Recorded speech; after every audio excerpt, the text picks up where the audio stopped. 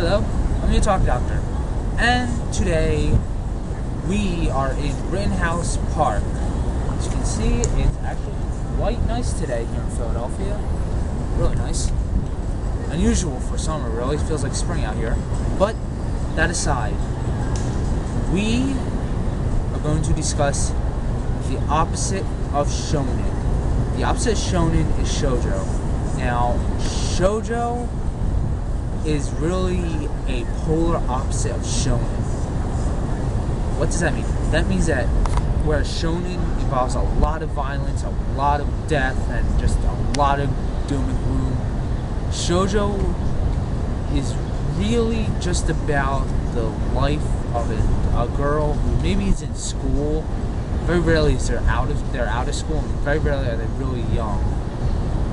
They're really between the 13 and 16 age, which is where Shojo is more to pertain to. That's really like the Twilight age range right there. So to move on, we actually have a few examples. Let's start with Vampire Knight. We all know Vampire Knight is the most popular of the Shojo demographic. Yes, it has violence, but it's mostly geared towards girls. As you see, most Shojo actually, in fact all Shojo, are more of the female lead type. The female main protagonist. Sometimes we'll have more females, or we'll have a male lead, but that's not to be confused with a male protagonist in a shonen with a female lead, like say Fairy Tail, which is completely shonen, where it's Natsu and then Lucy. If that was a Shojo, it would be Lucy, then Natsu.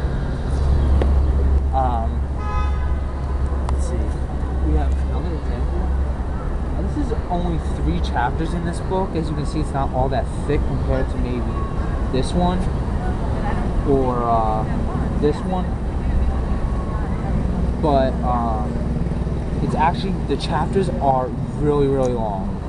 And as you can tell, they're pretty stylized in like the early 90s, early 2000s type of drawing way style. And I actually just passed the very famous, we all know the very, very famous Fruits Baskets. We all know, very popular Shojo, extremely popular. Yeah, the anime is kind of sad, we will admit. Can't believe it deviated from the plot. I digress. Bloody Kiss, here's the plot of it.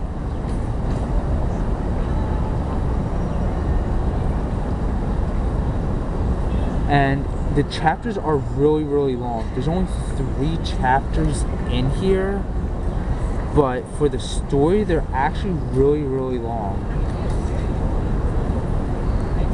So, a basic of it is just, Shojo is, if you think about it, is more of a Twilight age range. They pertain to girls in or about 10 to maybe 16. Now, I can go older if the serialization is still underway, as the female fan is still young and then grows up, and then most females grow out of it. Or hello, B. I like you too. Yeah, I love B. I love bees. Not. It's a Beedrill. We call it a Beedrill. Yes, it's a Beedrill.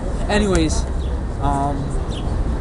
if the female is a fan from like maybe say 16, and the serialization of the manga still go along when she's 20, then she'll stay a fan to see how it ends. But generally they might go into more older things, or just for the sake, they might stay in it. Now, like Shonen, they have their own manga that they're serialized in. So to show you another example, right there, Shojo Beat manga. Shojo Beat is the manga magazine where all Shojo, exclusively Shojo, is serialized. It's really straightforward. It's really like the female version of Shonen Jump. not really that much to go off of. So, we actually don't have it here. I haven't really seen a lot of it here in America. You have to really look at it online or buy it in America. These are actually the examples we have here. And these were all serialized at one point in Shojo Beat. This was actually in Tokyo Pop, this one. But nonetheless, it is, and Dark Horse. But nonetheless, it is actually Shojo. And this one too, actually. Oh no, it's Del Rey. Sorry, Del Rey. But these two were serialized in Shojo Beat. As you can see by here, it says Shojo Beat. And that's basically just Shonen Jump version. It's like saying Shojo Jump, but not really. Well, that's about it for Shojo. In news, something I just found out today is that, and it does not pertain to Shojo exactly. Actually, wait, one more thing, I forgot. I want you to be clear about this. Sailor Moon just got re-released. Sailor Moon is not a shoujo.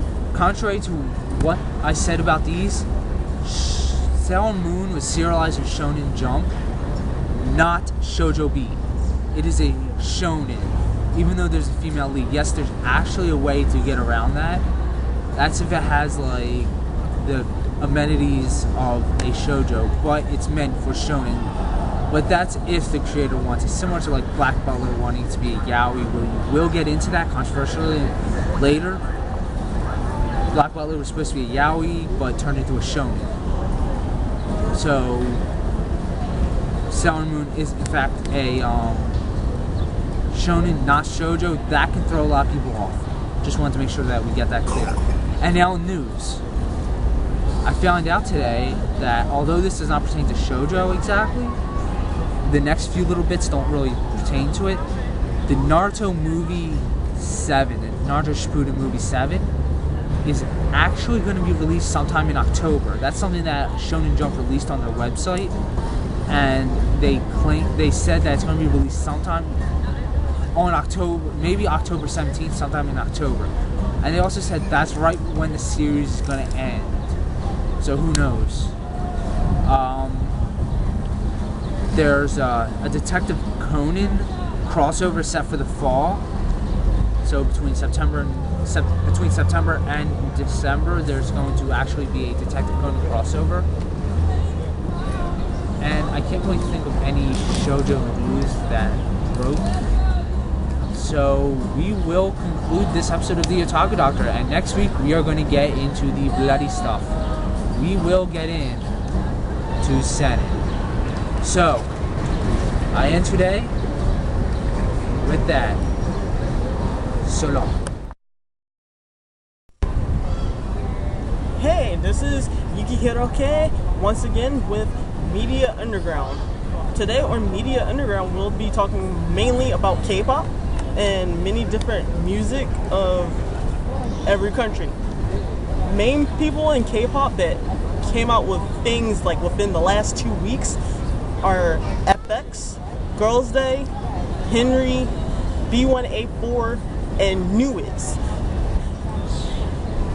B1A4 came out with a song called Solo, so that's their comeback. Like most of these bands have many comebacks like starting this summer.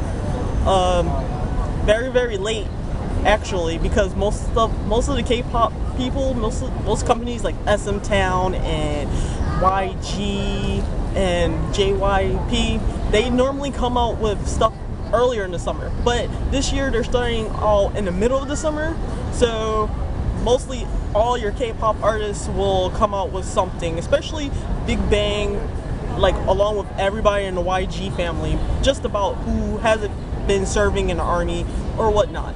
So many of the artists in K-pop been changing up their style lately, like from SM Town, like you know SM Town to be pop, like bubble gum pop, like really sweet pop candy, like how you see Britney Spears and Justin Bieber and all that. But they've been changing up their style lately, adding track music and club beats and more dubstep and more like club bass feel, like dubstep, mode step, and track music and electronica and all that. Main prime examples that led into this was YG Entertainment, starting off with mainly G-Dragon and Big Bang. G-Dragon and Big Bang, well, everybody mostly from Big Bang, like the main two, G-Dragon and Taeyong, they started off mainly with the change in their music, especially with Taeyong, who is known as an R&B heartthrob over there. Like, he's the most #1 popular entertainer over there in Korea. Some may think that it's G-Dragon, but to like many thoughts, it's not G-Dragon, it's actually Taeyong. Like, he has crossover appeal. Yes, G-Dragon has crossover appeal, but Taeyong's appeal is more towards everybody. He doesn't upset like the older citizens over there or nothing like that. So he's considered the #1 and top entertainers over in Korea. So his full album Rise came out like maybe 2 to 3 weeks ago. Like, the full album finally came out after 4 to 3 years of us waiting for a new release from him. He changed his style like 180 from just being a whole R&B guy to like, oh, I can do this type of music, I can do that, so he can compete with G-Dragon and all the other stars over in Korea. After that, after his album was released, everybody followed suit, from SM Town and JYP, with the darker, grungier side of music, like mode step and track music, like downing it, not making it like, it's still upbeat, but the bass, you hear more of the bass vibrating within the speakers when you put them on, when you put the music on. Like, main prime examples that follow suit in Taeyong's footsteps are Block B,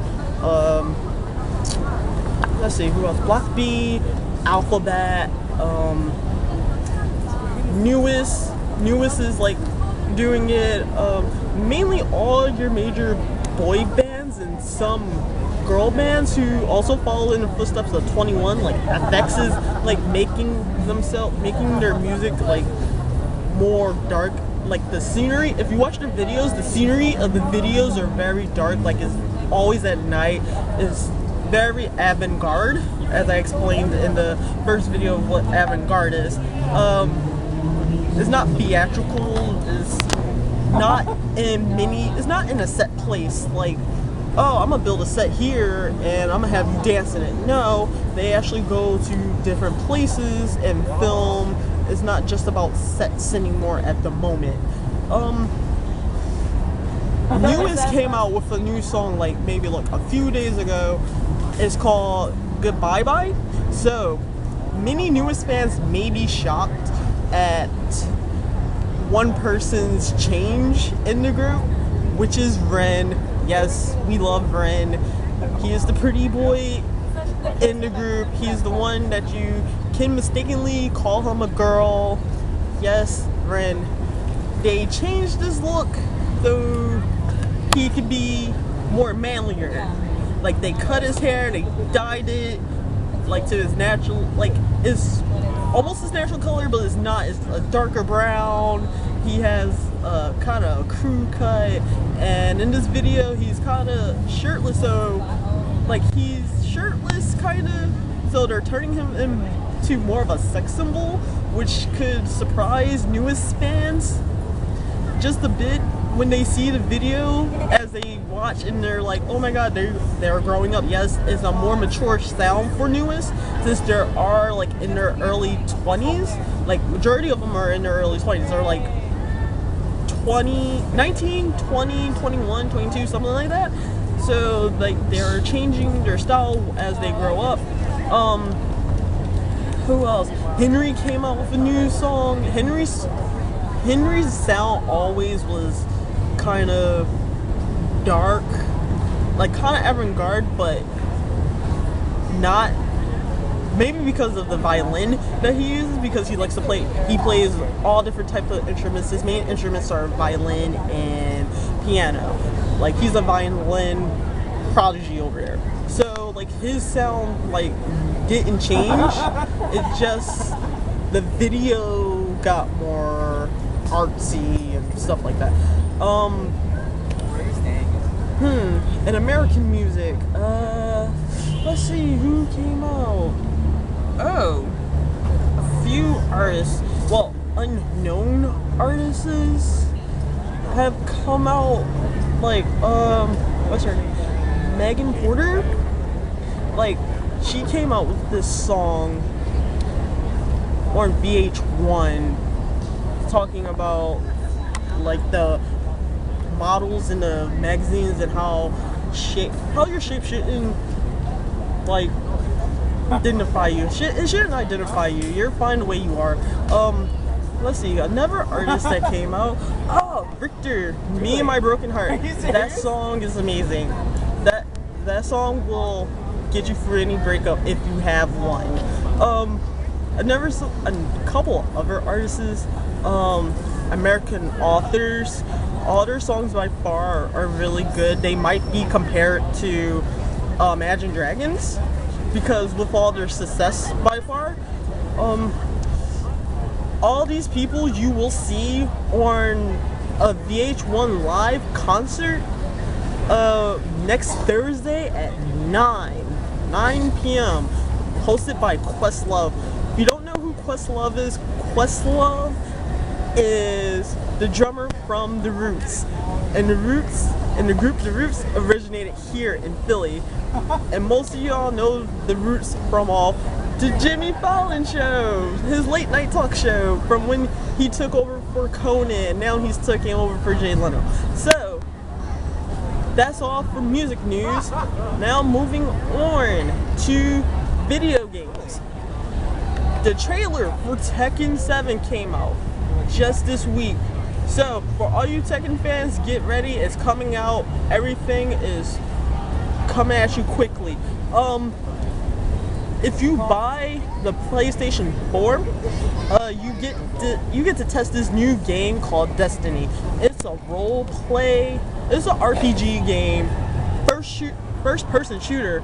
Matter of fact, first person shooter RPG game in a science fiction world.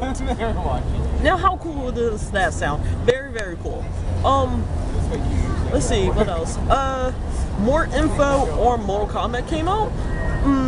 As you know, yes, this is the 10th installment of Mortal Kombat, but it has nothing to do with the tournaments.